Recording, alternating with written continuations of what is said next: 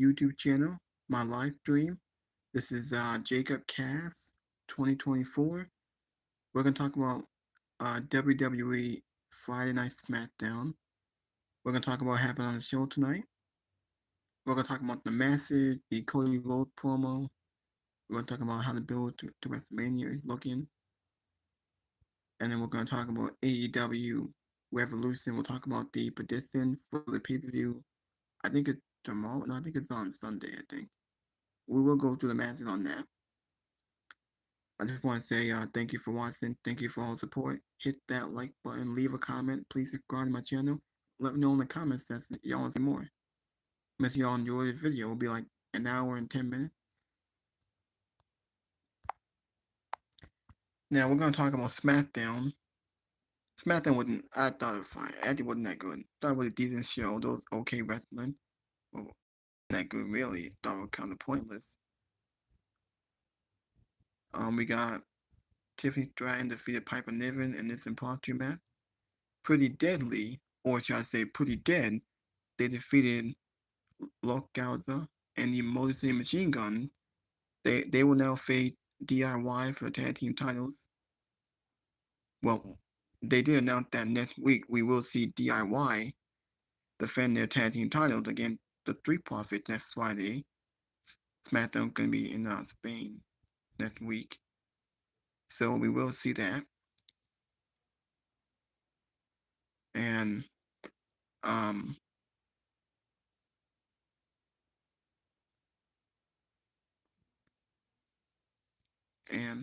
yeah, so they did announce Charlotte and BFAB next week. We also got Braun Strowman versus Sikoa. The match ended in a no contest, or ended in a DQ because Tangaloa got involved. And then Braun Strowman and Jacob Fatu brawled. Jacob Fatu went out down on his feet. Alright, so hold on. I actually want to go back for a little bit so I can make sure the other matches are fine.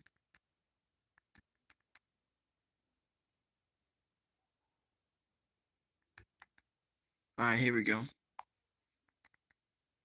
Yeah, so hit that tag team match next Friday. They'll be in Spain, so they'll be in a different country. DIY and the Street Profit, they're both healed, by the way. The Street Profits are pretty much healed the way how they've been acting. DIY are heels, so who's acting gets over, who pulled a cheer for? Obviously, a DIY gonna retain, there's no reason for them to lose.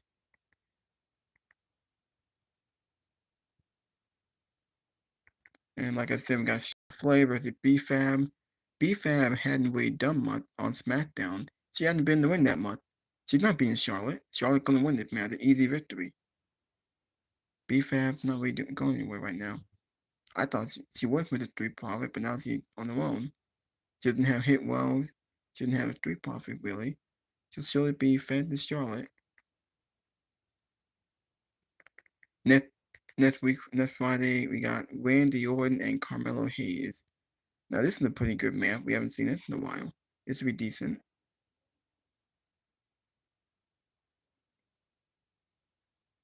Yeah, so I'm not sure who's gonna win this match. We'll probably see Kevin Owens get involved, maybe cause a DQ. But we'll have to Randy Orton and they will continue that feud. I don't know what Randy Orton doing WrestleMania. He might be on the card. Anyway, Randy Orton gonna maybe Kevin Owens get involved. We got Cody Rhodes on mid TV. Are you kidding me? Is this the best you can do to hype up this feud? Well, they didn't advertise John Cena to be on the show, so are we really going to wait 2 weeks for John Cena to be on television? Because he wasn't on tonight's show, and he might not be on the show next week because since they're in Spain, we got Cody Rhodes on mid TV. That's just lame. That's just lazy booking. John Cena's a part-time. He's not going to be on TV every week. This is a problem.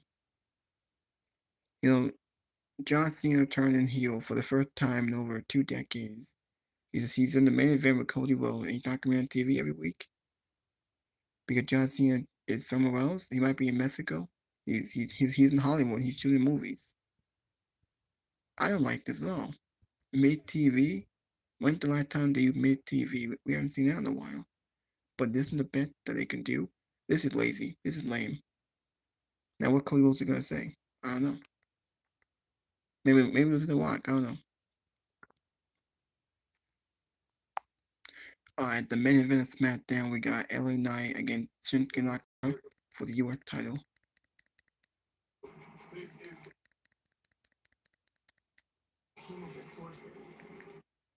Alright.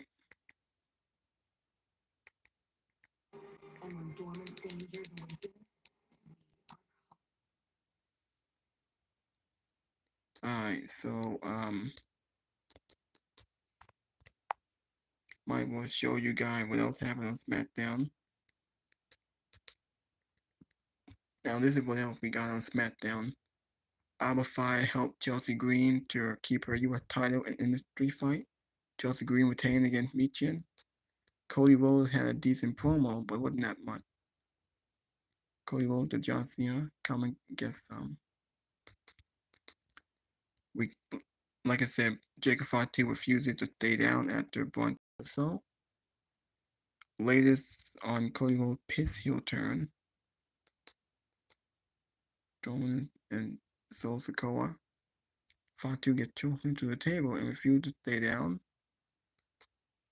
The other big thing that happened on this show, Naomi admits to being Jade Cargill's attacker.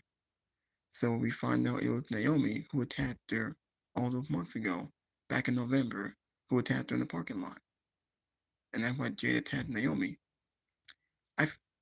Now the way how this segment was tonight, it felt kind of cheesy, kind of lame, and I don't know why both of them just screaming and whining. Now Bianca's not gonna turn heel because she's gonna be in a feud with Io Sky and Rhea Ripley on Raw. She'll be on Raw building up that feud. Naomi's gonna be here feud with Jade. So after Bianca left and said that their friendship is over, Jade Cargill came out. She demolished Naomi and returned to SmackDown. So these two are gonna feud here. The way how they felt like, it didn't feel like Naomi's a heel. This might have been the latest way for her to turn heel. Kind of lackluster, but it was pretty good. Jade, she pretty much came off the heel here. She attacked Naomi, she attacked her again. I was hoping that Naomi was gonna turn on Bianca and attack her, and then maybe Jade would come out for the save, and maybe it would be justified, but they did it differently here. We'll see how their feud gonna be. Hope it lasts like a few weeks or something. Yet, boy, Pretty Deadly become the number one contender to the Tag Team Championship. Tiffany Stratton overcomes a tough challenge from Piper Niven. Tiffany retained, and after that, Charlotte came out, launched a brutal sneak attack on Tiffany Stratton, and that was pretty much it. Now, how is this feud going to be built up? Might be decent. Now, this is what opened the show. About 12 minutes, Randy Orton goes off on John Cena, why Cena turned heel, and he goes off on Kevin Owens.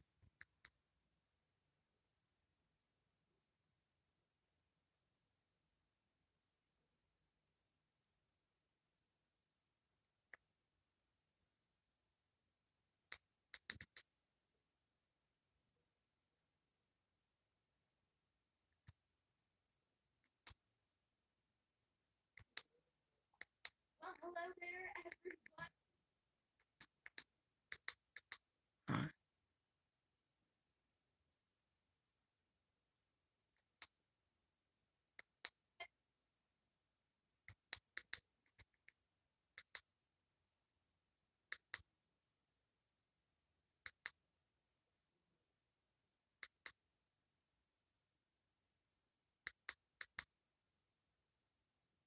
It's on SmackDown.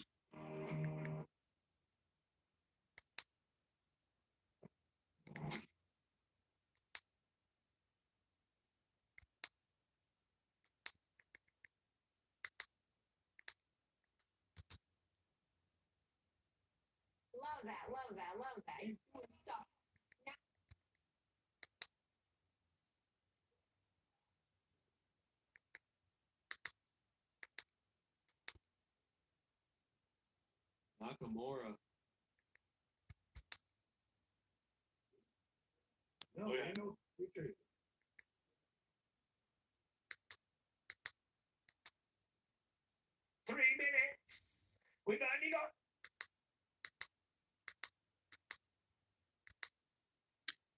Now that was SmackDown. Like I said, my video is sponsored by JD from New York. Saw him off the sound off, Fight for Pro Wrestling, and the other and the other podcasters. Like I come out with commentary. Yeah, so AEW Revolution is on the 9th. So I guess it is on Sunday.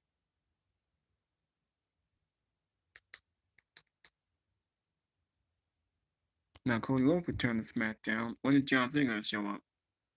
If it's not gonna be next week, it might be it has to be maybe 2 weeks. We might have to wait 2 weeks to see John Cena on TV. There's NXT World Block. Oh, that's on the 11th. So yeah, that can be on Tuesday. Now that's what Cody Rhodes looks like on the show tonight with the black guy. It's all red. Breaking news that Cody Rhodes surprised Lex Luger with W Hall of Fame. So is Lex Luger in the Hall of Fame? He might be. Here are the news and rumors. It was supposed to be a heel Cody. Dave Meltzer truly believed that John Cena was never to turn heel. That would probably be Cody Rhodes turning heel. Here's TNA Impact Wrestling. OB and Moose face to face. Big change to sacrifice. We'll talk about that. Alright.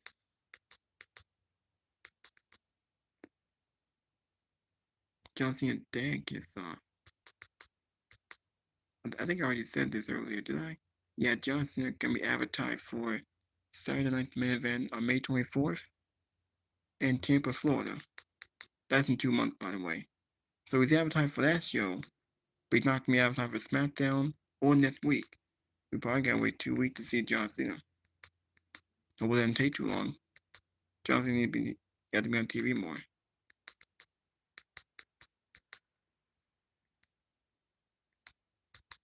Now this is AEW.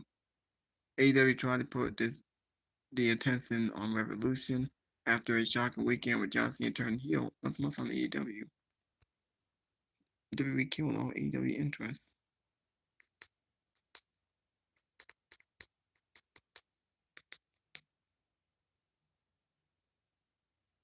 The show will feature 6 title matches and a Pandora and grudge matches.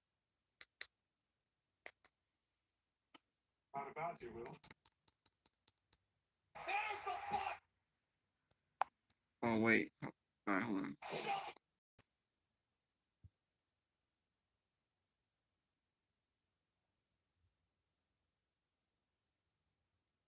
Who won this match again?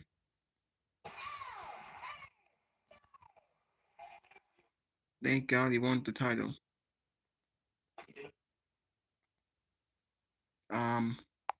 Thank God he won the title.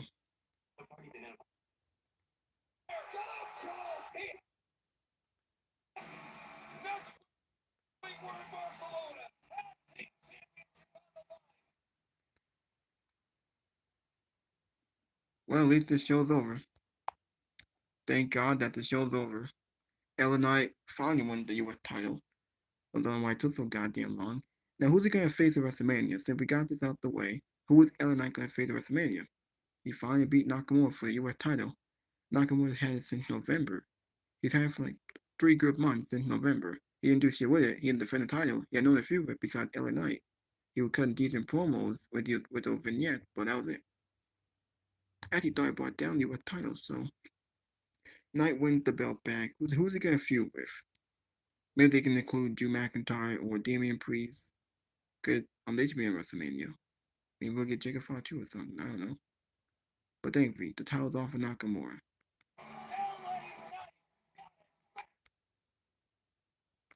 Yeah, so I think that was that was pretty much it. There a problem here?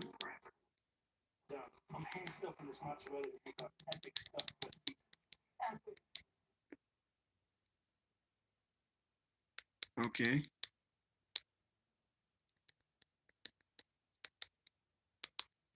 Alright.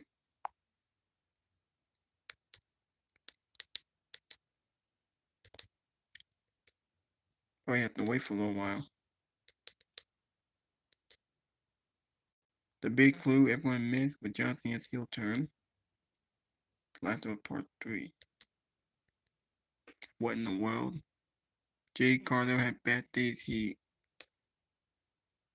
Following what was easily won. They said WWE scrapped a Cody Rhodes heel turn. I don't know why. Cody Rhodes was actually supposed to turn heel. I don't believe that. Bad days he for Jay Carter within the women's locker, and plan for Cody Rhodes heel turn being scrapped. I believe that.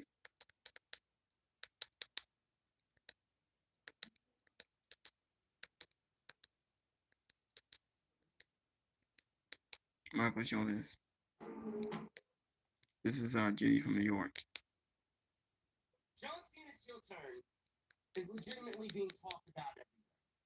People can't wait to see and hear what John Cena has to say. People can't wait to hear and see what Cody Rhodes has to say on Friday Night SmackDown. We're going to get John Cena, but it's going to come on John Cena's time. But we got Cody Rhodes tonight. Everywhere, people are talking about John Cena. Circles in and out of professional wrestling are talking about John Cena's heel turn. If you know of John Cena and you heard about John Cena becoming a bad guy for the first time in his career since the Thugonomics era, then you are captivated and interested and watching what is going to happen next. I love it.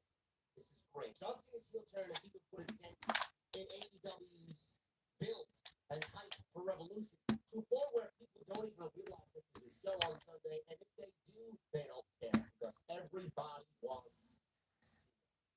What if I told you it was not supposed to be John Cena going heel? What if I told you it was supposed to be Cody Rhodes going heel? That The Rock didn't want Cena, but The Rock wanted Cody Rhodes to sell his soul. Well, if you're Dave Meltzer, then you are the one reporting this. As Cody Rhodes reportedly turned down The Rock's idea that it should turn heel according to Dave Meltzer. In the latest edition of the Wrestling Observer newsletter, Dave Meltzer is reporting that The Rock legitimately wanted to be aligned with Cody Rhodes and for Rhodes to sell his soul and go heel at the Elimination Chamber. People in the company believe that the only thing that would have happened if Cody Rhodes went heel is that it would have hurt the company and Cody Rhodes at this time to turn him heel. The feeling was that this current crowd right now is for Cody Rhodes, and there is an argument that you don't mess with a successful formula.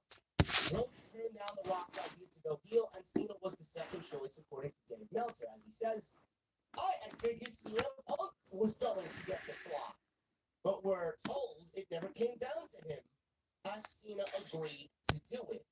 And quote, I don't think CM Punk was even given the choice. I don't think CM Punk was even given an option.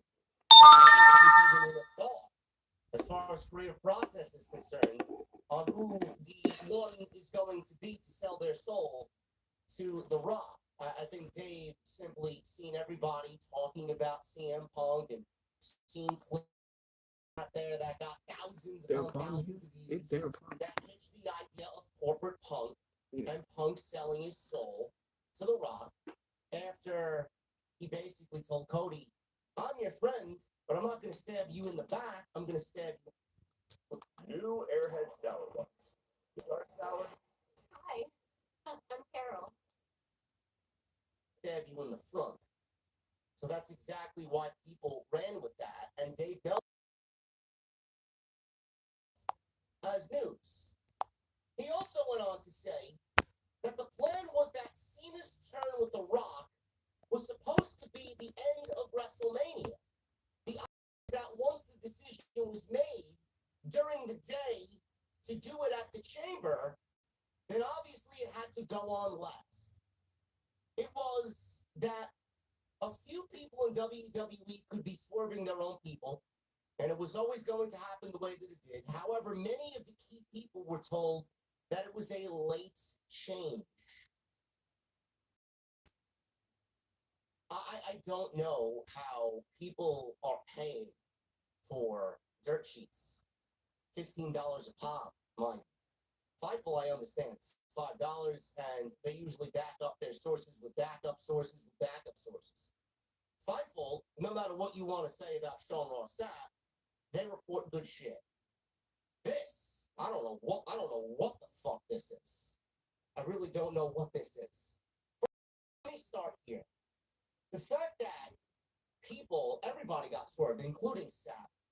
The fact that people saw the lineup for the Elimination Chamber and then saw Rock and Cody's segment in the middle of the show, you got swerved.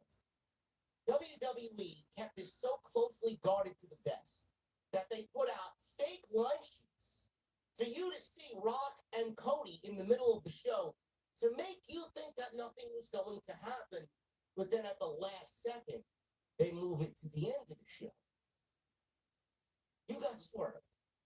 They wanted to keep John Cena's heel turn a huge, huge surprise. So they did what they did to reshuffle the lineup, and whatever they gave the dirt sheets was not the actual lineup. The only people that knew what was going on was Triple H, John Cena, The Rock, Cody Rhodes, and Nick Khan, or whoever else is in that elite circle. That's it.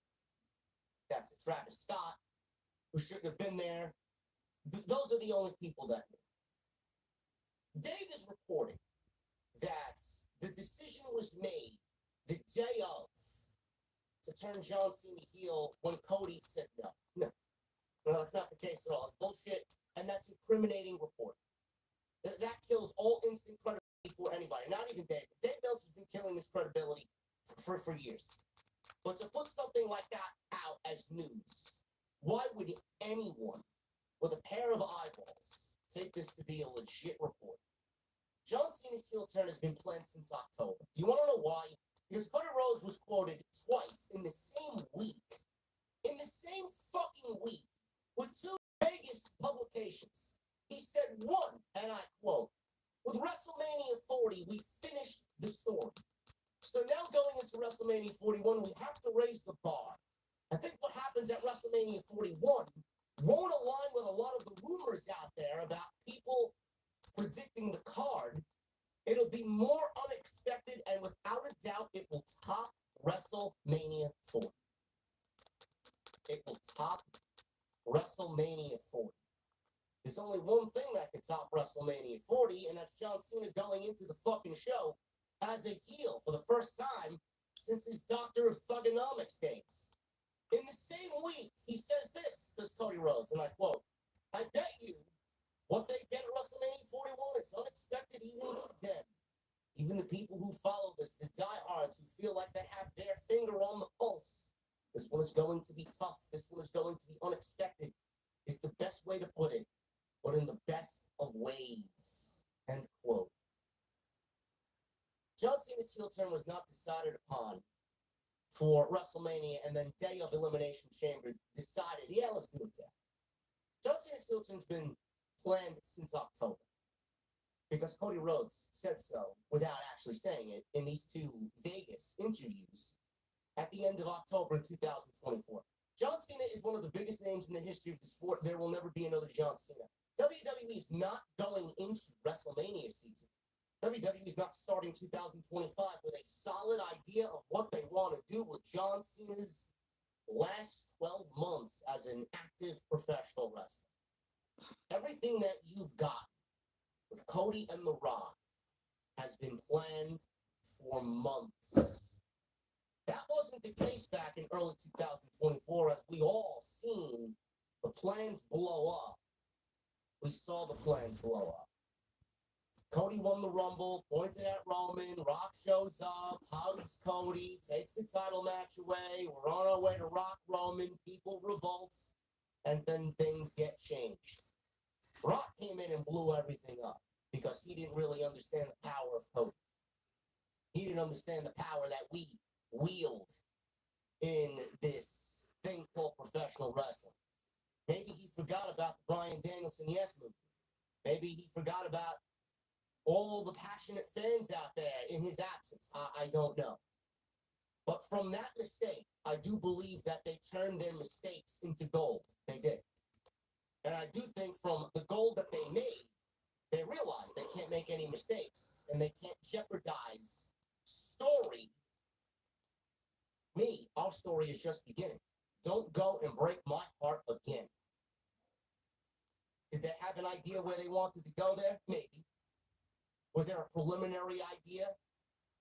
Did Rock come to Cody then and say, hey, I want you to sell me your soul? No, that was probably not the plan, but as we got closer to the end of the year, things started to materialize, and then when John Cena and the idea of him going heel, and that's what glazing Cody is a great champion. He's proud, he respects him. Plan. The Rock got so much shit from me as well. Got so much shit he had to show up on NXT and tell everybody shut the fuck up and trust the process. Only to then go and disappear again. We get the Royal Rumble, no Rock, and then we get the Chamber. And the Rock shows up on the bill to the Chamber. Shows up on a random SmackDown. Cody, I want you to be my champion. Nobody knows what the fuck that means. What does that mean? I want you to sell me your soul. Everybody's like, what a bizarre fucking promo.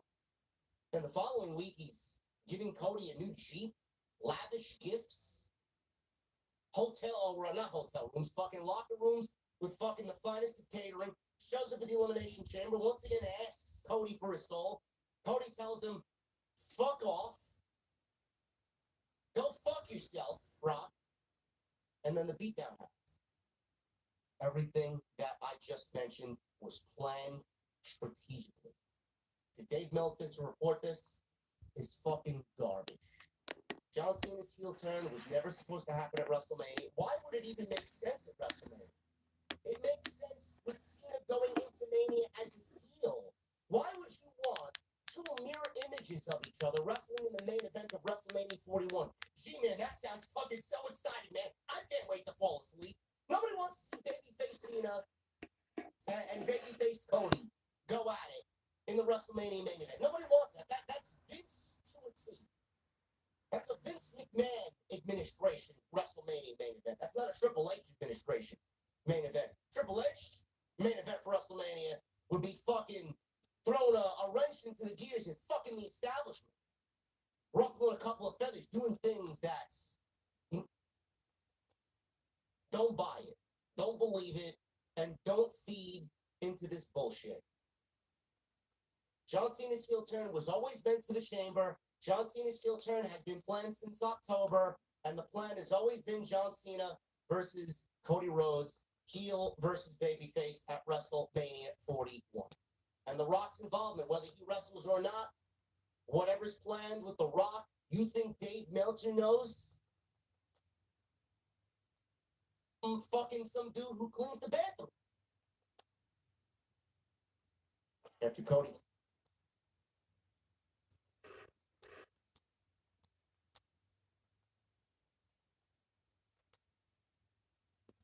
Drew McIntyre brawl with Damian Priest after Jimmy Uso. Yeah, I forgot Drew McIntyre beat Jimmy Uso and he brawled with Damian Priest. What are they doing at WrestleMania? Finally done. Done with what? I just signed 1,819,000.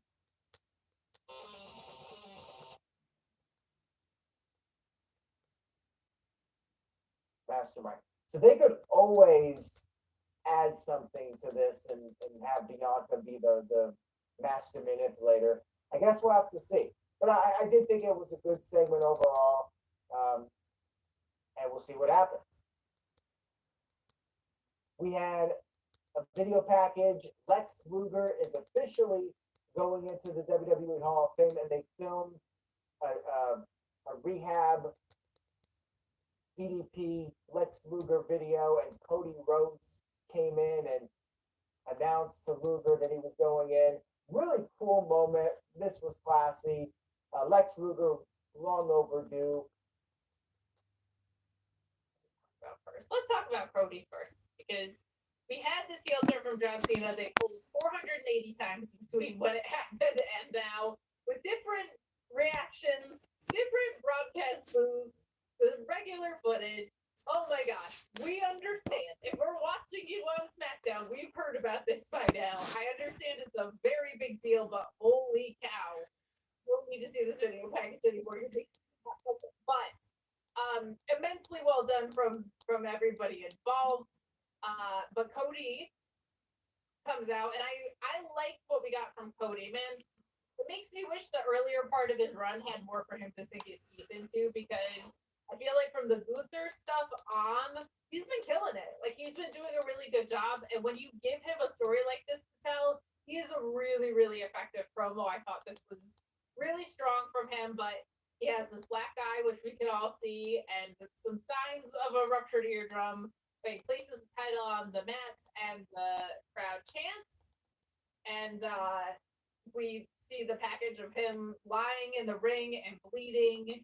And he explains everything about the injuries he sustained and how he had to explain them to his daughter, which is a good, like, heart-wrenching thing of, like, Dad, why can't you hear? Dad, why is your eye black? What's different than, like, oh, I broke my arm or whatever?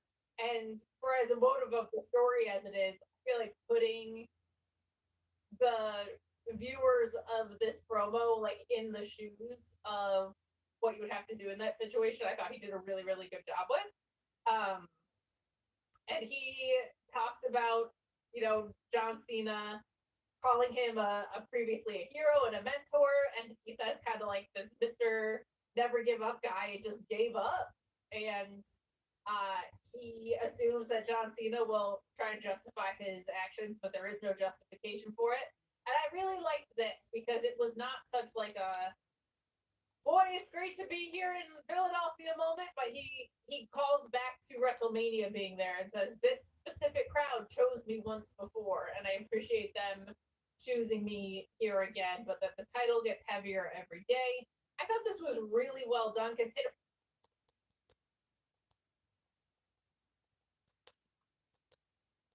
Pretty sure there's more.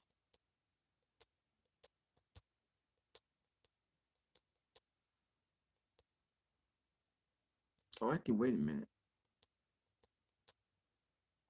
Might have to wait for the other one to, like, start.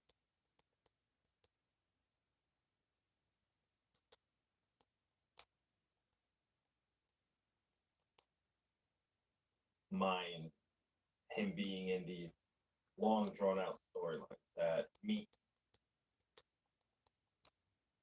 something, right? As opposed to like just going out there to talk and like the most whatever. important heel turn since the NWO, right? Like that's a big deal. Yeah.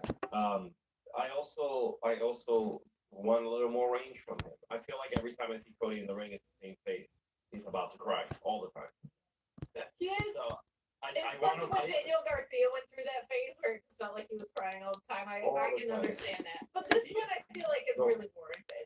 Like this going one's a through big an one. emo phase. I understand, you never know when you're gonna hit it, but I got the bangs for it. yeah, you should do that sometime. There it is. Yeah. Alright, hold on.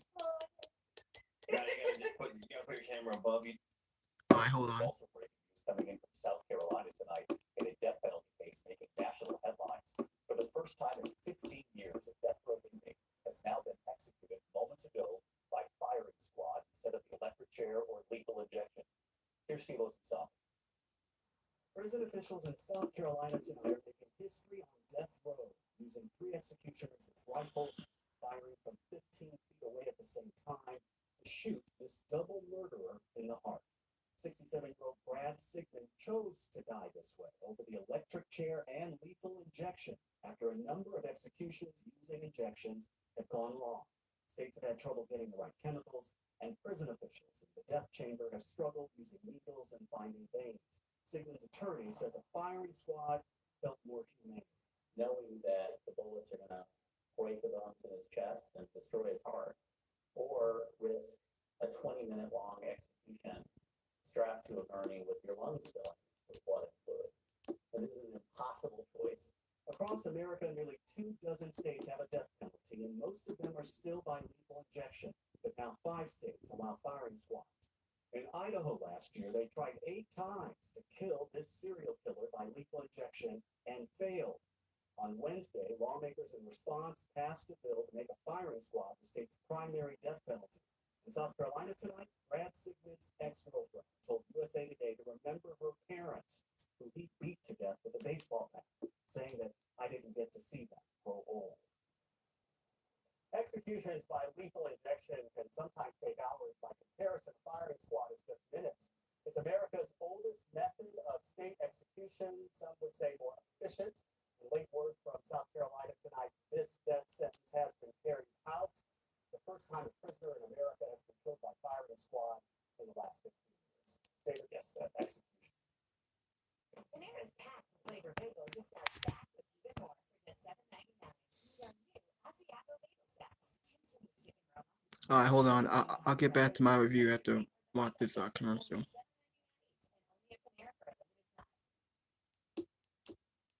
take it to South Carolina now, where a convicted murderer will be the first person executed by firing squad in recent history. This comes after a 2024 state Supreme Court ruling that execution by firing squad is not cruel and unusual punishment, as in. Anna Schechter, thank you so much for being with us. Anna, can you tell us a little bit more about this case? Worse state than it's not. Gladys Lark was in her living room in Taylor's, South Carolina. Her husband, David, was in the kitchen. Brad Sigmund walked in, moved methodically back and forth between those rooms, and repeatedly. All right, hold on. John Osmond is the former director of the South Carolina Department of Corrections, where he oversaw 14 executions. While lethal injection remains the primary method in most states, drug shortages and botched executions have led to a revival of older methods. Sigmund's attorney, Bo King, why would your client choose to die this way? Brad had repeatedly asked for the most basic facts about South Carolina's lethal injection drugs. So, like, is it expired? Have the drugs been diluted? The drugs spoiled? And he was repeatedly refused that information. So he chose firing He squad. chose firing squad. Sigmund was sentenced to death for killing his ex-girlfriend's parents, David and Gladys Lark, in 2001, beating them with a baseball bat, a crime he admitted to. How would you describe this form of execution? Death may be difficult for him, but as far as A firing squad because he killed 17 people, and he wanted an execution. He didn't want the execution. human life, He deserved the execution. 23 states currently have the death penalty, but allow the use of a firing squad. this was an impossible choice, but between the prospect of dying strapped to a gurney over 20 minutes, drowning in the blood and fluid in your own lungs, as opposed to the firing squad, he made the only choice that he could. Megan, how are people in South Carolina, state officials, responding? Punishment because they let the inmate choose the way they are put to death, whether it is lethal injection, the electric chair, or now a firing squad. If they don't make a choice, the electric chair is their default. Meg, what do we know about the people who pulled the trigger, the executioners? We know that they are part of the corrections staff. We know they volunteered for the assignment, but because South Carolina passed a SHIELD law in 2023, it protects the identities of everybody involved in an execution, so we don't know who they are. And just a couple seconds here, did we get a sense of his last words before he was put to death? Yes, his last words, Maurice, he wanted to say, I want my closing statement to be one of love and a calling to my fellow Christians to end the death penalty. A metal chair, a hood over his head, and a target over his heart. That is how death row inmate Brad Sigmund is set to be executed on Friday, a death by firing squad. Brad is aware of what the firing squad will do to him. He knows it's going to break his bones. He knows it's going to destroy his organs. But the alternative is potentially an excruciating 20-minute death. Sigmund was convicted. And then over All right, hold on. That was so good. For us, modding is like creating art. Ebay's got everything we need. a man is set to face execution by firing squad in South Carolina. Local time on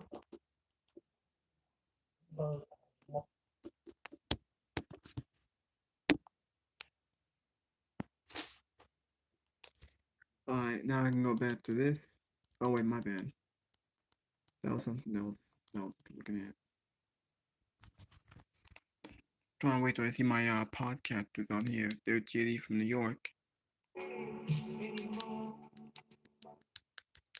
Cody beats on John Cena. Naomi admit to attacking Jade.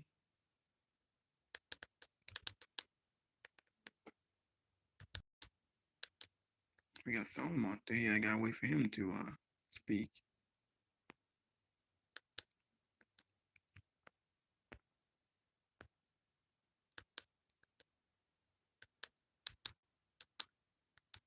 We got Denise Salcedo, but she's not really doing a live stream right now. She only did a video.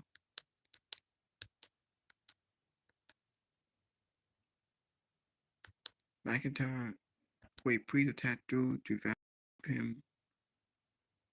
Um,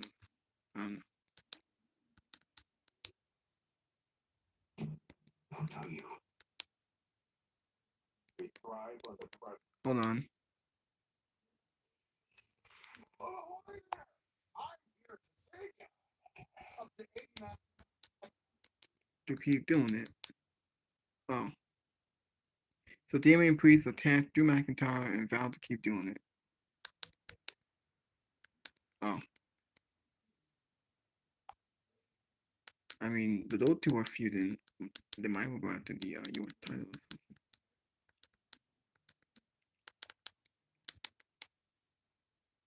Week, and then the officials had to eventually break it up and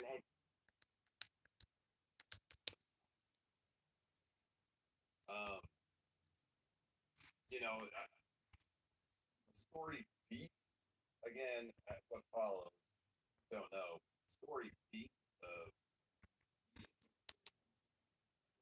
Grace was heavily favorited, but Joel was like, the story they've been telling says no. Like, gosh, that kind of has to go over. And I was like, well, that sounds like I'm not a big better, but I was like, I'll throw a couple bucks on that. Then it came through, and I was like, I'm a little bit bigger than better. listen, if you got one and everybody says, oh, it's easy to predict these things, go a little down on it. Of course, bet responsibly, only bet what you can, but yeah, the odds makers at Bet Online are really, really plugged in too. That much I'll say. It was so funny because they hit me up. We nailed down our deal to continue with Bet Online. I want to say Friday. They go, so what's up with all this movement on Drew McIntyre? And I said, I think y'all are guys. I was like, he's not winning it. Go on Fightful Select and get those lock picks because it's either that or one egg, as me Normus points out. There you go. You can get one egg or a month worth of wrestling scoops at SGS Shenanigans. Kate, your hair looks great. Kate, well, thank you so much. Wear them clams, Alex. We'll get to Alex. Don't you worry. You guys got to leave some more thumbs up if you want to see that. But let's talk about that paywall. You got any scoops for us? Yeah. Story didn't make the Undertaker too happy about LFG, but I wanted to clear up a misconception about that because I did hear that some people, like including him, might have been a little bothered by that. We put at the bottom of that story a very important disclaimer, and it said, "Just to be clear, we have not heard the Undertaker politic to get Mickie James kicked off."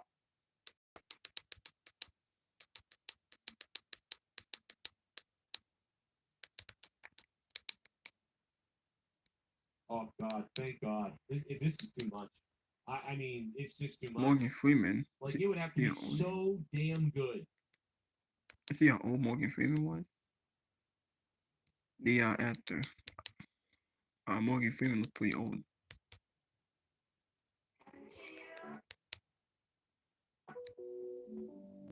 Rose is your name, but when you sure don't smell like. 1, 2, 3, 4, 5, 6, 7, 8, 9, 10. I mean, 10 bracelets.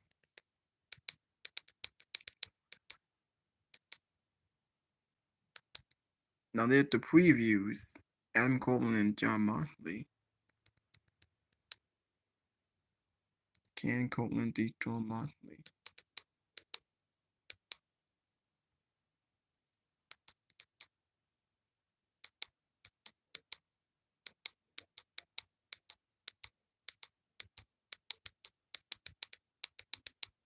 Alright, hold on.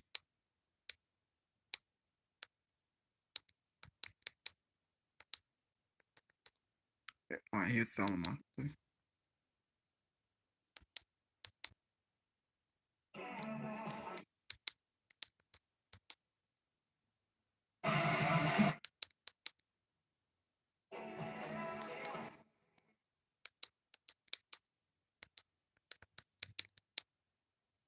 The part of one of the greatest angles in wrestling history.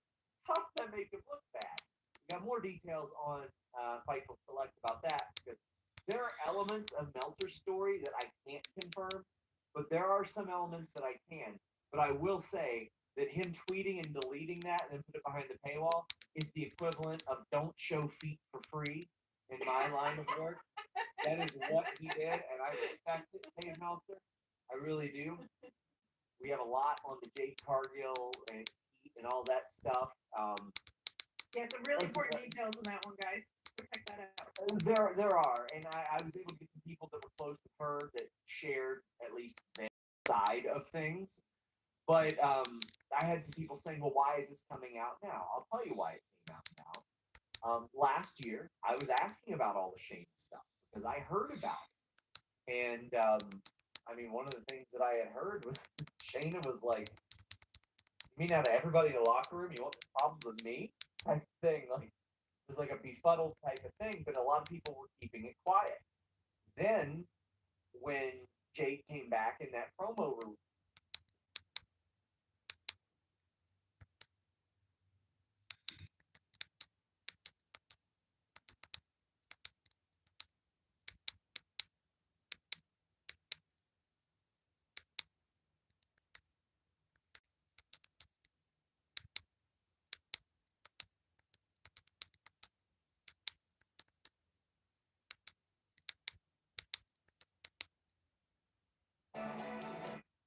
Ah, god damn it.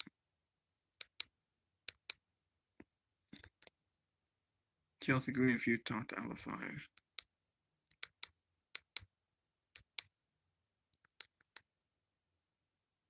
Is this the right one or is it the other one?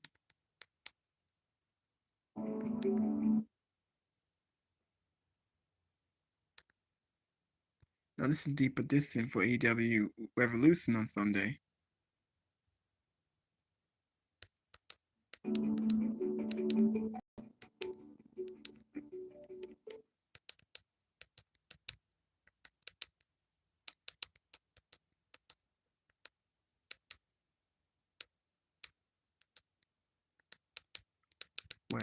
Wait, hold on.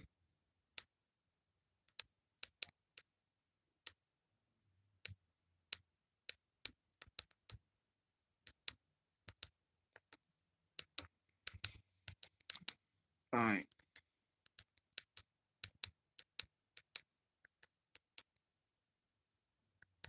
The night's yours.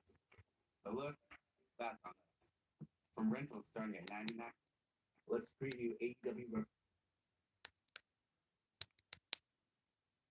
and cashing in on John Moxley defending the AEW World Championship against Adam Copeland.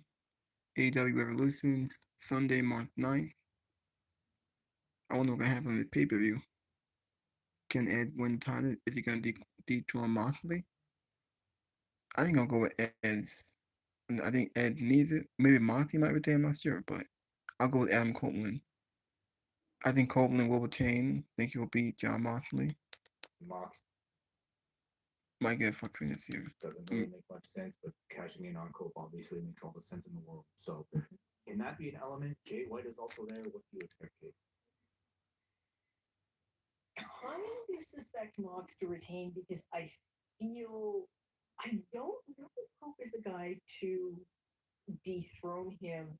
And I guess particularly now that you do seem to be getting a little momentum behind the Death Riders, but yeah, there is absolutely an appetite for this to be done. Christian, he has not been on TV in a few weeks, and that does feel deliberate at this point. Like you're supposed to be forgetting that he exists, which none of us are.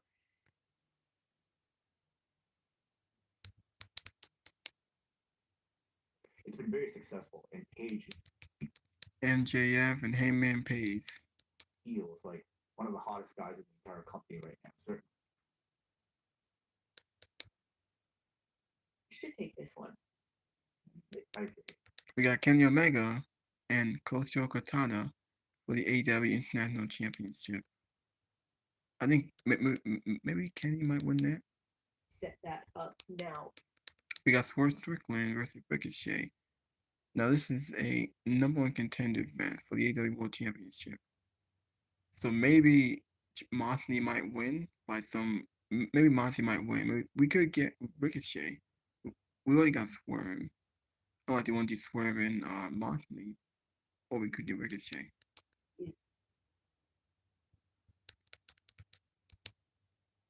He retains. Tony Storm defending the AEW Women's World Championship against Myra May. I think Tony Storm can retain there. On Dynamite. We got Will Ospreay versus Kyle Fester, steel cage match. I think Will gonna win here.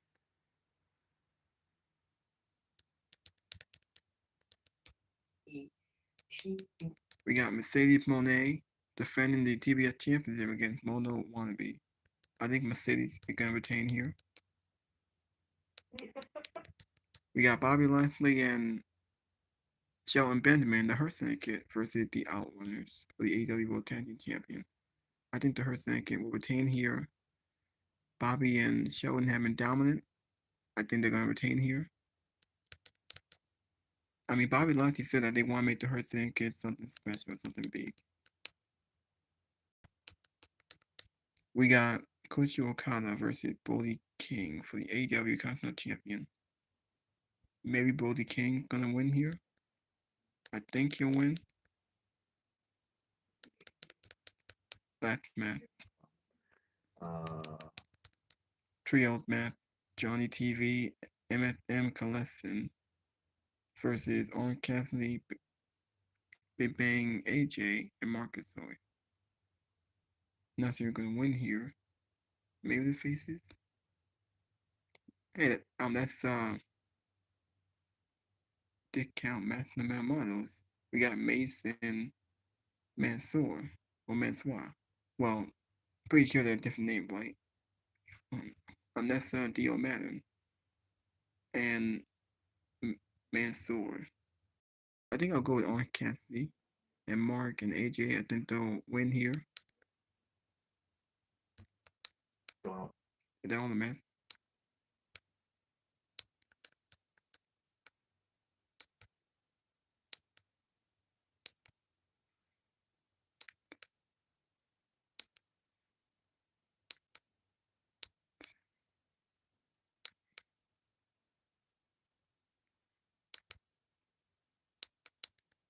So only 9 matches. We could get some of the matches on the pre-show. 9 or 10. I think it's 10. I'm pretty sure that it's 10 matches. Yeah, we got 10 matches. 10 matches on the show here. More impactful. Yeah, so AEW Revolution have like 10 matches on the show.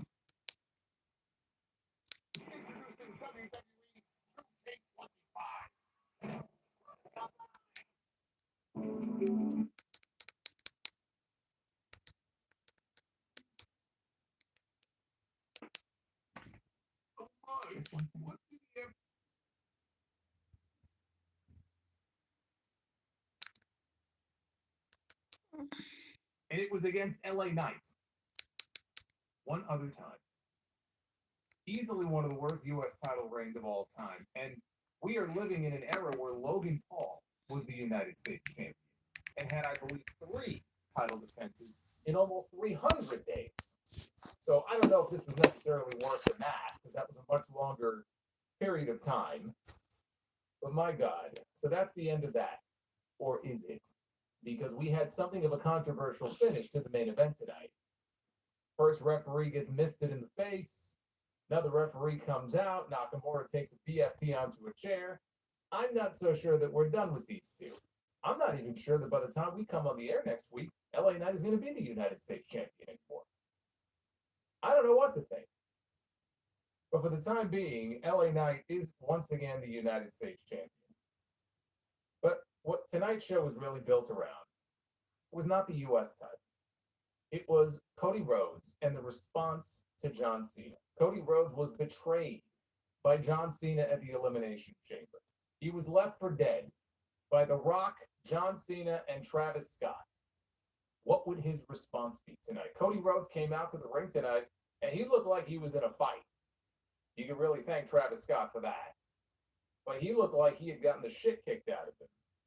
And he was obviously not in a very good mood. We did not get The Rock on the show tonight. We did not get John Cena on the show tonight. Neither of them were advertised, so I was not expecting them.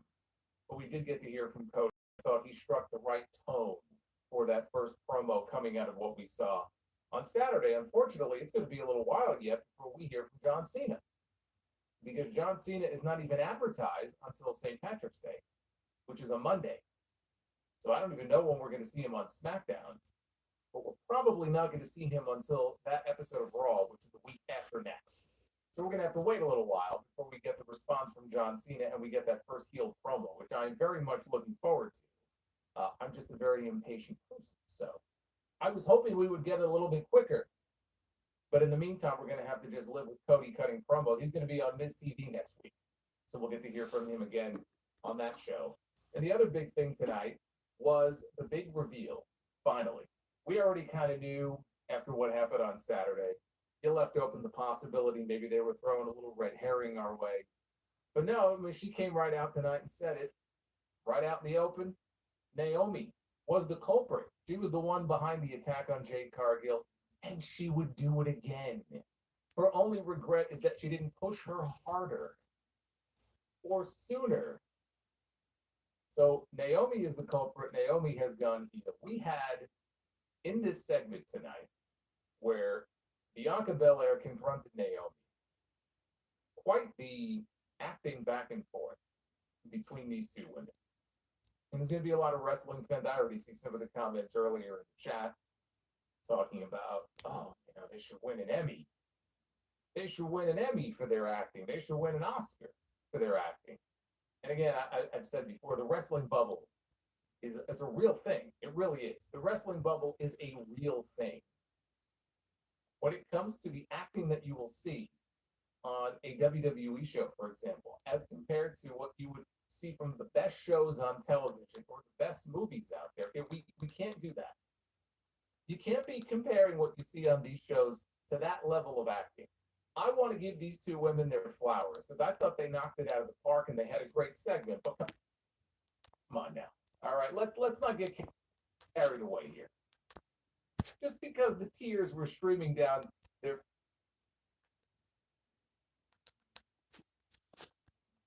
Come on now. It's funny.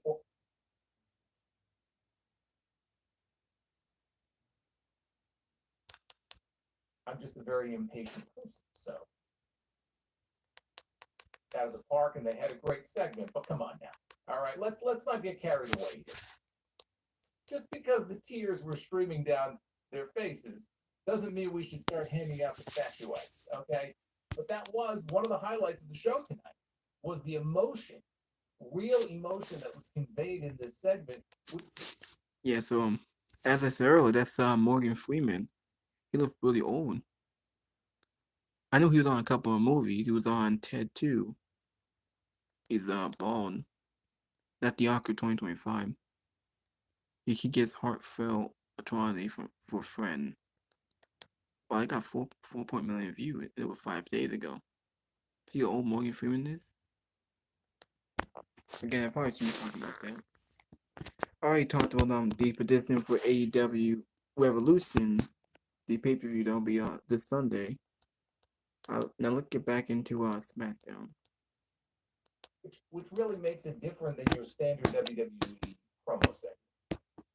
And I'll talk about what I liked about the segment and what happened at the end and where things appear to be headed. But that was the big reveal tonight. Honestly, it was the two in-ring promo segments. It was that one, and it was the Cody Rhodes segment that really led the way. and carried this show tonight. We had 2 United States Championship matches. I thought that were solid, if unspectacular, but I mean they were solid enough. The rest of the show was boring. So I mean, you take out the Cody segment, you take out the Bianca and the Naomi thing. This show is not good. With that stuff included, on the whole, it was a decent show. I wasn't really completely enamored with the show, to be honest with you. I keep asking, is it June yet? Like, I'm looking at the calendar. I'm like Jason Voorhees, flipping the calendar pages. When's the next Friday the 13th? I'm counting down the months until June, when this show goes back to 2 hours. 3 hours is not helping. Nothing we can do about it in the meantime. But I'm sure that's not really helping the cause here. But that's what we're going to talk about tonight. We're going to talk about mainly those 2 key segments and some of the other stuff that happened on the SmackDown show. This is your Friday Night SmackDown review. It is March 7th, 2025. I am the Solid Monster. We are, of course, on the road to WrestleMania. Will win an Oscar before John Cena or The Rock does. That's my prediction. But yes, I agree. Mickey Rourke did deserve it. Anyway, yes, thank you, Fire Panda. Thank you very much. Super chats are open. Get them on in, and we will go through them a little bit. My royalty checks. You know, these wrestlers, they get paid big bucks for this video game every year. Where's my cut? But thank you, Fire Panda, for pointing that out to me. I never would have known. I appreciate it. That's where the money is. I'm telling you, in those video games. I made the video game before Demolition. Crown Queen. A very familiar logo appears in the background, so I am awaiting my royalty checks. See royalty in the photo there, Queen Naya. I am awaiting my royalty checks. You know, these wrestlers, they get paid big bucks for this video game every year. Where's my cut? But thank you, Fire Panda, for pointing that out to me. I never would have known. I appreciate it. Harrison in the Elimination Chamber after dumping him out of the Royal Rumble as well. So he's really got it out for this guy. We're going to talk about McIntyre a little bit later on, because McIntyre may have gotten hurt tonight. And I will tell you where it happened, or where I think it happened. Hopefully nothing serious. Hopefully he's okay. But there was something that went down in his match with Jimmy, so we'll get into that. But after this opening segment of the night, they cut to Randy Orton. He's back, making his way down to the ring. His first time on SmackDown in 4 months, since he got dumped on his head by Kevin Owens with a pile driver. Of course, he made his return on Saturday at the Elimination Chamber and tried to punt kick Kevin Owens, but the officials jumped in the way to stop him. So you got to save that for WrestleMania. That's going to be the big spot for WrestleMania. So Orton said a lot of crazy stuff has happened since he's been gone. And he mentioned his old friend, John Cena. And the crowd booed. Orton said that Cena has always been on the top of their profession. And now he's just a bottom for The Rock. And I was expecting this to get more of a reaction than it did. Plus, they were in Philadelphia. So, I mean, come on. How do you not react to that? But there was no real reaction for it. He says that gives a whole new meaning to the term rock bottom. I don't think the crowd got what he was saying. Otherwise, they would have popped for it. I knew what he was saying. I don't think the fans in Philadelphia really knew what he was saying. And again, I don't think the fans in Philadelphia were all that vocal tonight. But then he officially welcomed everybody to SmackDown. So we opened the show with Randy Orton calling John Cena a bottom. Orton brought up Kevin Owens and said that they've both done vile things in their careers, but they always did what they did in the name of business. He says that he respects Kevin Owens, the wrestler. About. Says enough is never enough for Kevin Owens. He's held every title that there is to hold, he said. And if you were to poll every man and every woman in the back right now and ask them what the most important goal of theirs would be in WWE, it for him, that was it. That was going to be the end of his career. Said he busted his ass to come back, but once he got back, he wasn't going to let anybody piss him off. Well, Kevin Owens, guess what? You pissed me off. And he talked about how he RKO'd Owens in Elimination Chamber, but that didn't satisfy him because the voices were talking. best punter in They're a WWE. problem. And I thought that line was great. Right. So I thought, as far as a comeback promo for Orton, I thought that this was very good. And they seem to be really building this WrestleMania match, which is not official yet, but they're going to have a match at WrestleMania. I wouldn't be surprised if Sami Zayn is not even on WrestleMania this year, and they just keep him out selling his injuries. But it looks like this match is going to be centered around the punt kick.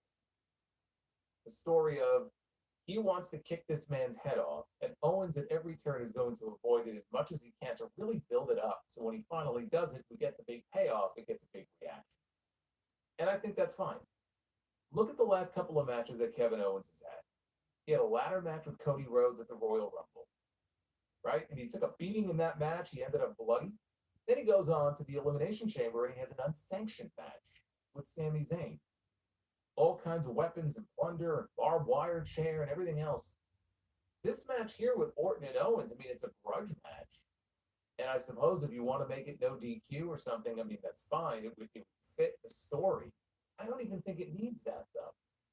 I think you take a break from all the matches, all the garbage and plunder matches that Owens has been involved in, all the hardcore type matches, and just straight up one-on-one, Orton trying to get revenge and trying to hit that punt kick. It's such a basic story, but it works here. And frankly, I think Kevin Owens could probably use the break after what he's been through. So I like it. They're building it around that punt kick. There was no Owens here on this show tonight. He didn't come out here during this segment. This was Orton's time.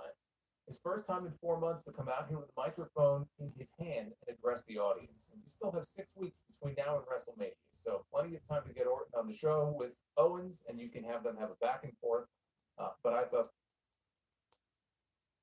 and then applies the figure eight. Tiffany is screaming in pain. Officials run out, and they break things up. The match itself, solid match. The build to Charlotte and Tiffany, it's only been a few weeks. Very basic so far. Charlotte, has warned her that she's going to follow her around. She's going to, wherever she goes. In confidence that not everybody does. She's been doing this for a while. She knows how to speak. But very hit or miss. And you could have a Charlotte Flair promo that is just very robotic and very boring. Or you could have a Charlotte Flair promo, if she has the right material, that isn't so bad. The woman came back from 14 months on the shelf with an injury that could have been career-threatening, and tried to explain that to the audience and basically got booed out of the building. So, and it threw her off. It threw her off her game. You never know what you're going to get with her. Profits, Pretty Deadly, Los Garza. So they splice in clips from some of the recent storyline developments. And he said it's been nonstop fighting and chaos. And his solution is giving the Street Profits their long-awaited tag team title match next week. He also announced the Motor City Machine Guns, Los Garza, and Pretty Deadly would have a triple threat match later on tonight in this show to determine who would be basically the number 2 contenders. So the winners of this match would challenge whoever comes out of next week's match at some future date for the tag team titles. So I love how the Street Profits, they come back.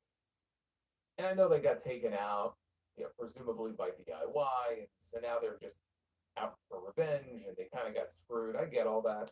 They come back, though, and they're just wrecking shop. And they even told Nick Aldis, we're just going to keep doing this until you give us what we want. And so he did. That's their reward for coming back and beating the shit out of all these other teams. They get first crack at the tag team titles, and all these other teams have to wait their turn, I guess, and get the shot after they do. So the thing with the Street Profits, they're getting a title match next week. I have said so many times they can't possibly lose. They can't lose again. This has got to be their night. And then they lose. So I'm going to try a little reverse psychology this time. I don't think the Street Profits are going to win the tag team titles next week. Maybe if I say that, the opposite will happen. And they will actually win the titles in Barcelona next week. So fingers crossed, because these guys have had so many shots in the last several months. Forget the last 4 years. And they have failed to win the titles every single time. I thought they were building to some sort of multi-team match at WrestleMania. They might be. Very easily could still happen. But you're giving them a title shot next week. How are you going to send them in there and have them lose again? How many times can they lose? And now they have a new attitude, since they've come back. I don't want to say they're heels because I feel like people are still cheering them.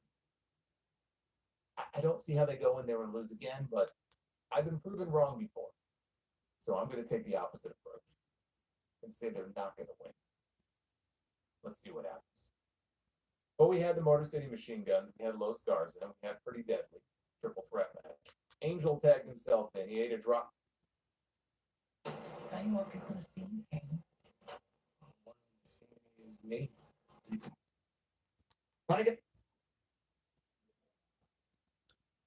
Now let's see JD from New York. I'm gonna show you guys his podcast. I wasn't boring. I actually liked the show, JD from NY206. The show is boring. The show is boring. Imagine being one of these reaction streamers that's got a fake excitement about 3 hours of this fucking garbage. It's like they did one segment, it was good. 3 segments followed, boring.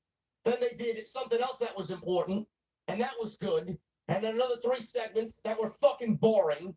And then another segment that we cared about. And then the rest of the show was fucking boring. I'm sorry. I mean, this is a common theme on Friday night.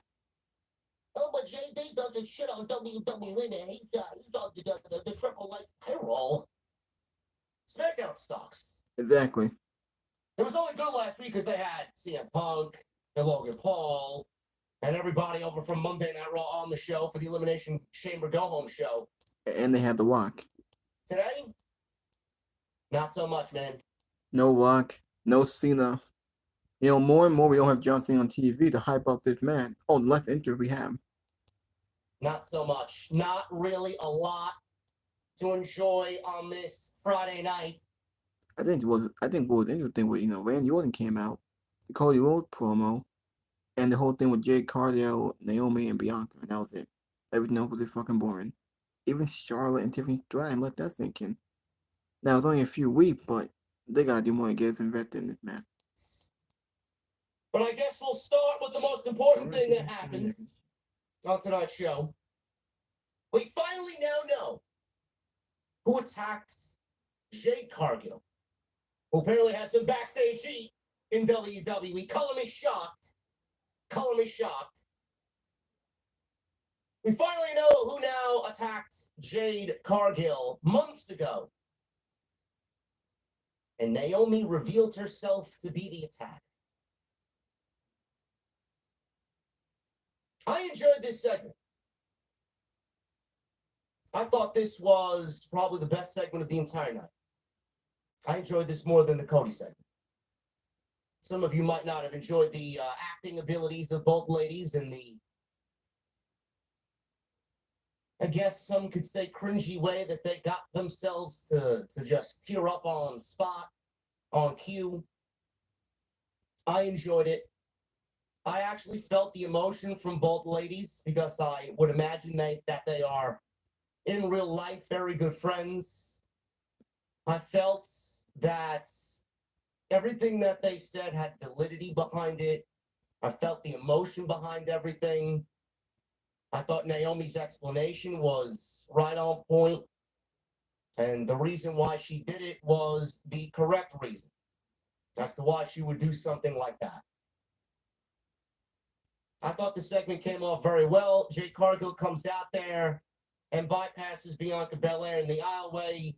And she goes and once again attacks Naomi the same way that she did at the Elimination Chamber, leaving her laid out. Now, this is either going to go one of two ways. One, Naomi is going to come back with a vengeful attack, and she's going to have backup, Who that backup is going to be, I don't know. I don't know. You know, I see the names Lash Legend and Jakara Jackson being thrown around on social media. I would not be surprised if they end up in a new faction. Team Bad all over again.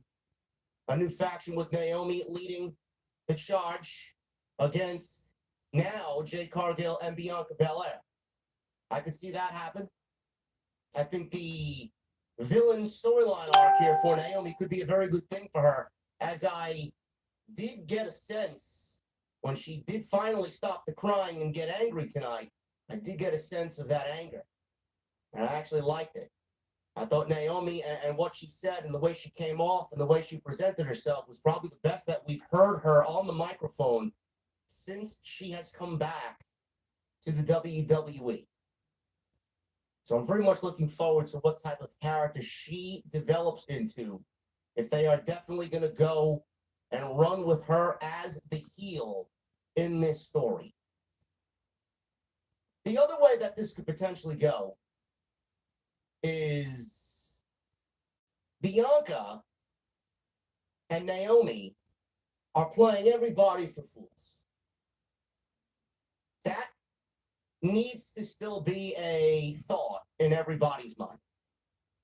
That is still very much on the table, especially with what Naomi said tonight.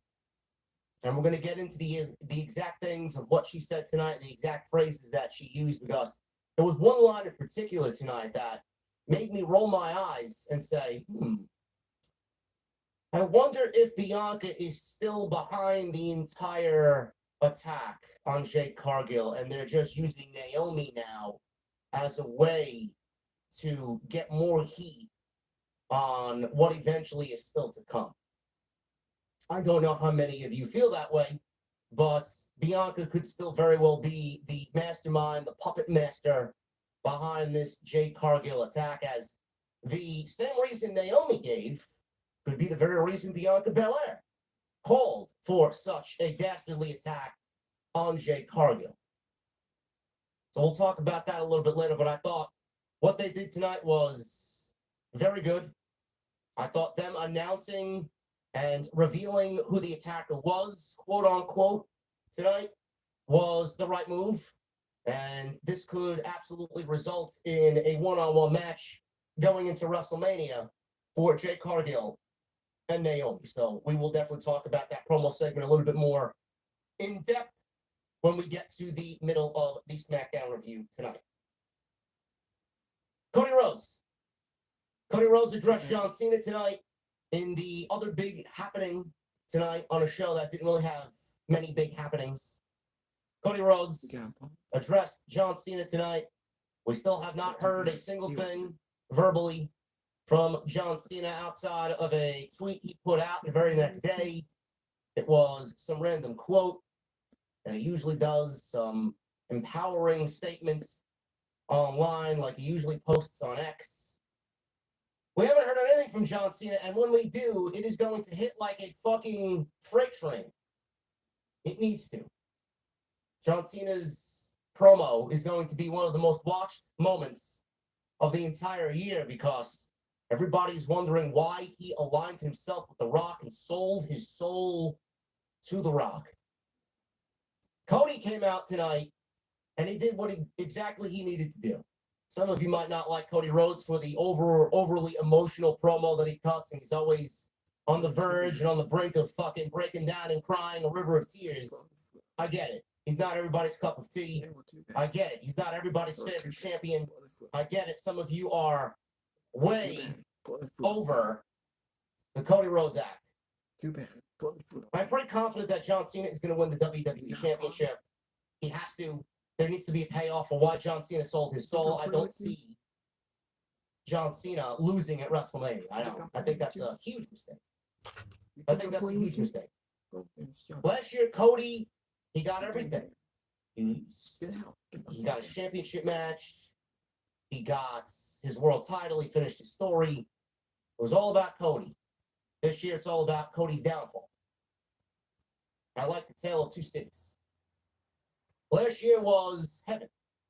This year is hell. Cody's promo did exactly what it needed to do. He didn't say too much. He gave you a glimpse into what he felt like when he finally got back home to his loving family, when his daughter looked him in the face and asked him, "Dad, why is your face all messed up? Why do you have bruises on your face?" And he had to explain to his daughter why he has a bruise on his face. And he said he wasn't ready for that conversation, and he didn't know what to say or how to act. So he lied to his daughter. He added the right amount of emotion, the right amount of human, and the right amount of anger in this promo. It was very simple and very straight to the point. Talked about his family, talked about what happened when he went home, explained to his daughter why his face is all messed up. He explained that John Cena looked at him last year, celebrating with him and his friends after he won the world championship, pointing at the world title, and the statement that John Cena told him last year in that ring, in that celebratory moment, he said it only gets heavier from here on out. And Cody held the title above his head, battered, beaten, broken, heartbroken from last Saturday's Elimination Chamber, and he said, "I'm holding this title above my head, and the weight of it is like a feather. It has not gotten to me yet." And then Cody asked simply what everybody in the world is asking. "John, I want to know why you did what you did." Now, granted, it would have made sense for John Cena to speak first and give us the explanation, and then Cody come with a retort to John Cena. That's just the natural way of doing things. The heel turns heel, well, the babyface in this case turns heel, does something dastardly that nobody expected him to do. He comes out with a reason as to why, and then the babyface and the heel go back and forth, promo for promo, tit for tat, and the babyface retorts the heel promo. John Cena's operating on John Cena time. We don't have the luxury of John Cena for 52 weeks a year like we used to have old John Cena. John Cena has maybe roughly 25 to 30 dates in all of 2025. They don't want to blow through them so soon. They don't want to be so hasty with John Cena's scheduled dates. We will be getting a John Cena promo. It is going to be announced weeks in advance. It is going to be something that is going to be must-see television, and it needs to be an absolutely explosive promo that solidifies why he did it, solidifies him as a heel, and garners the maximum amount of heat that one could have as a heel going into the main event of the biggest show of the year against the babyface champion. It needs to be everything. And I'm sure he's, wherever he is right now, already brainstorming. And you know John Cena is one of the best promos in the history of this business. So you know when he speaks, it is going to be something everyone is going to pay attention to.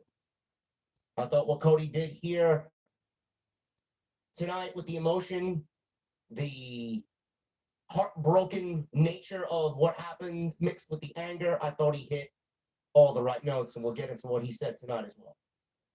Randy Orton addressed Kevin Owens. Not really much of anything there. We knew why he was coming back. He went over, what he was watching while he was out for 4 months. We'll go over what he said.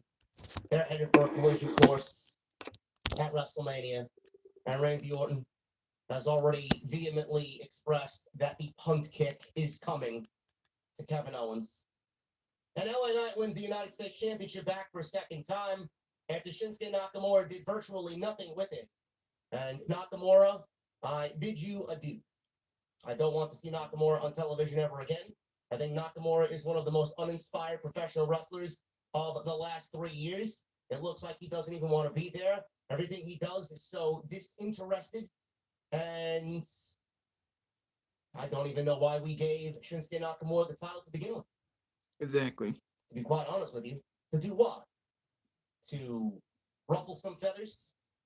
To shake up the establishment a little bit? To do what? To give credibility to Nakamura because he turned heel?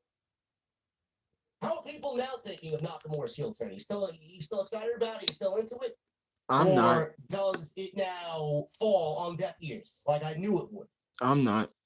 Nakamura was one of the worst United States champions of the modern era. 90 days with that championship and did nothing with it. Still around in a backstage segment, roaming the halls like he's fucking, like he's what? Like a stalker. Stalking his prey. No promos, looking on while everybody else did the work. Shows up tonight to lose the championship to LA Knight. Why did we even take the championship of LA Knight? I don't know. But I guess one positive comes out of this, folks. LA Knight's walking into WrestleMania as the United States champion.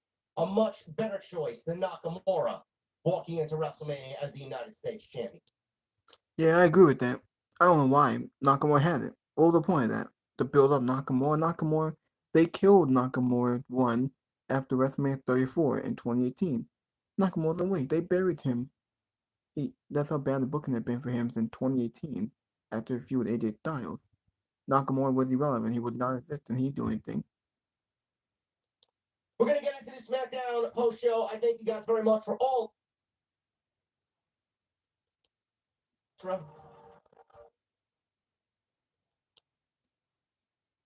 I guess that gives a whole new meaning to rock bottom, doesn't it, John? Not really over the moon about Randy Orton's puns or use of puns, or if this was meant to be a comedy joke. It didn't really hit for me. He says it's a short list of people he's considered a friend and peers. He said Cena is one of them. Someone else on that short list is Kevin Owens. He says they have a lot in common. He says they've done vile things to get where they have been. And when things need to get done, sometimes they'll go vile and push the envelope. He says it was always in the name of business, though. He said he admires Kevin Owens, the wrestler. But it's Kevin Owens, the man, that he has a problem with. He says there's a saying about never... Because his voices started talking to Orton once again for the first time in a decade. And that's not going to be the only time they start talking to him either. This is just part one. Orton said he wanted to punt kick Owens so hard his family wouldn't recognize him anymore. Orton said he will prove that Pat McAfee is only the second greatest punter in the WWE. Threw his microphone down, his music hit, and that was the end of the segment. I thought this was good. It explained everything that Randy Orton was feeling while sitting at home. Gave you a little bit of a backstory as to why, through his eyes, he thinks Kevin Owens is the way that he is. I'm excited for the match at WrestleMania. I don't really think there's much else to be said.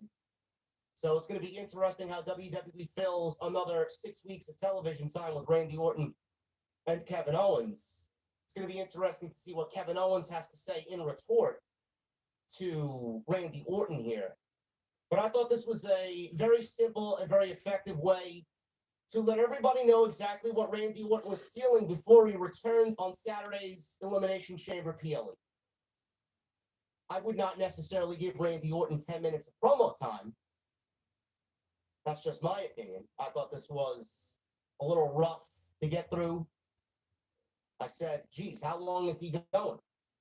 I mean, Randy Orton's not the type of guy that I want to sit there and listen to for 10, 15 minutes, cut a promo. What he said, the words that he used, and the description of what he was feeling at home watching everything for 4 months, I thought it was effective enough to get us to where we need to go as far as the next chapter with Kevin Owens and Randy Orton. So that was pretty much it. When we'll see Kevin Owens again on TV, I know WWE is going overseas for the next couple of weeks, and it's going to be interesting to see how those crowds receive Kevin Owens and how those crowds receive Randy Orton. I'm sure it's going to be better than what we got in Philadelphia tonight here on SmackDown. My rights, said Chelsea. is watching this, caring about, oh my God, Piper Niven versus Tiffany Stratton one-on-one, man, I can't wait. Who cares? Who genuinely cares? I don't. So, Piper Niven comes to the ring without Chelsea Green. Chelsea Green's got to get ready for her street fight as she defends the United States Championship tonight against Michin. Tiffany makes her entrance. Piper's in the ring. Bell rings. They lock up to start the match. Charlotte then worked a figure 8 as Tiffany was selling the effects of Charlotte's finish. Officials ran out to break it up, and Charlotte once again stands and overlooks the Women's World Champion in WWE. I don't know how this is exactly selling the WrestleMania match to get interest in what they're doing, but this is now a third week in a row where Charlotte has basically cucked out Tiffany Stratton. What are we doing? This is me saying again for 3+ weeks in a row now. I'm going to mention this every fucking week until we get to WrestleMania. Under no circumstances should Charlotte Flair even be in the creative discussion to beat Tiffany Stratton at WrestleMania. Charlotte is back, and her priority should be to put over new stars. Exactly. We don't want her to do what she did to Rhea Ripley. Because look what she did to look how she buried Rhea Ripley at WrestleMania 36. And buried that division, buried the NXT Women's title, and took Rhea Ripley like how long? Like 2. I think it took her like 2 years to recover, 2 years to recover, and finally to put her over at WrestleMania. I don't think happened to Tiffany Stratton.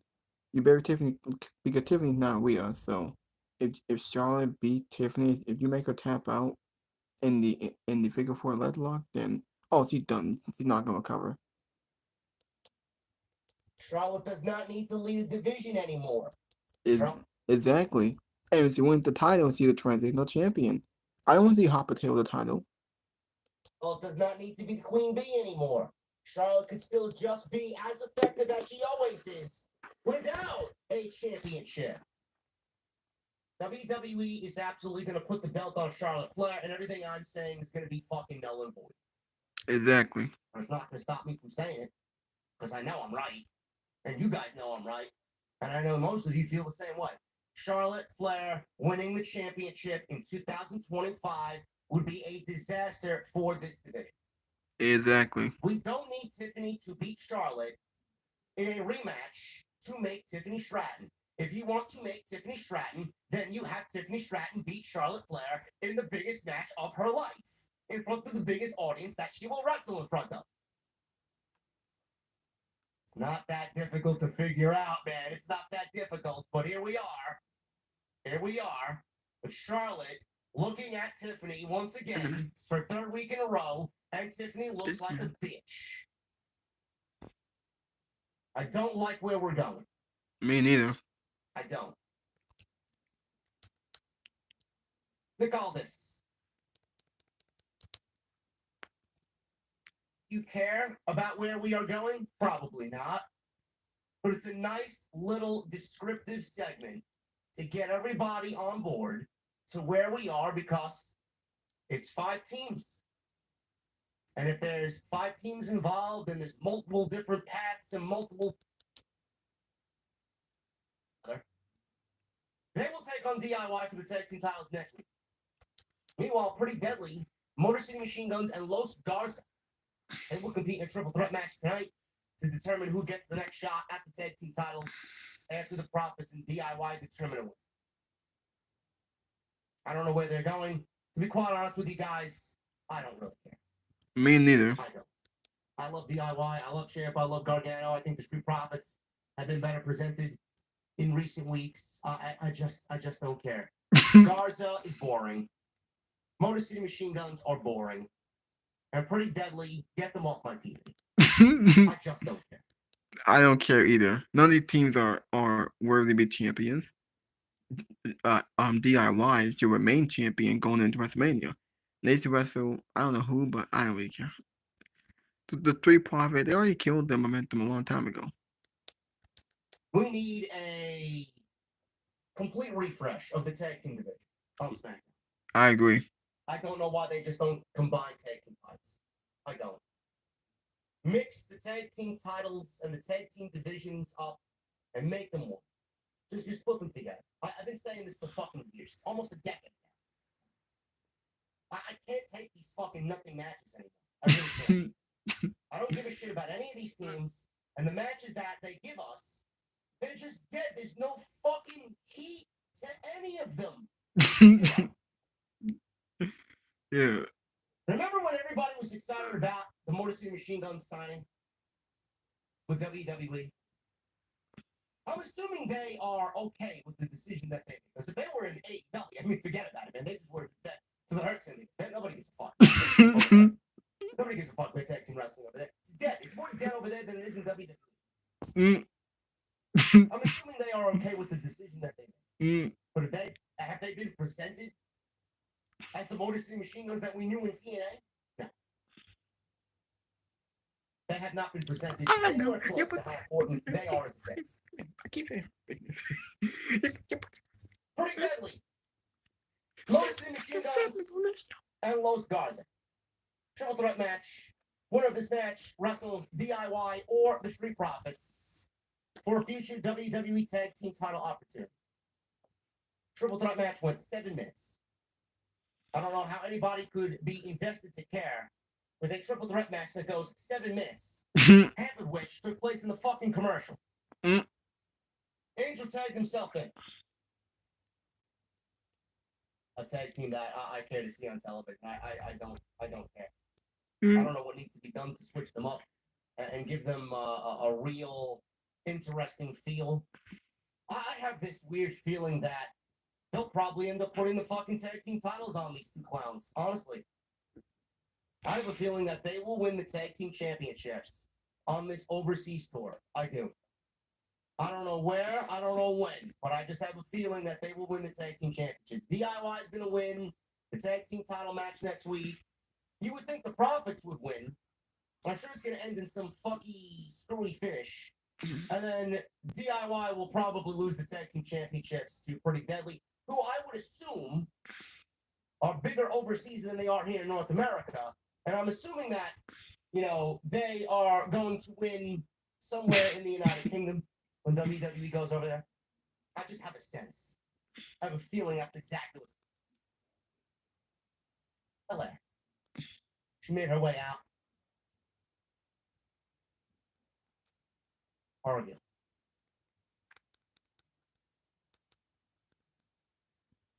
Alright, might want to end the video. I made this long enough. Thank you for watching. Thank you for all the support. Hit that like button. Leave a comment. Please subscribe to my channel. I just want to say hit that like button. Thank you for all the support. I guess I will see y'all later.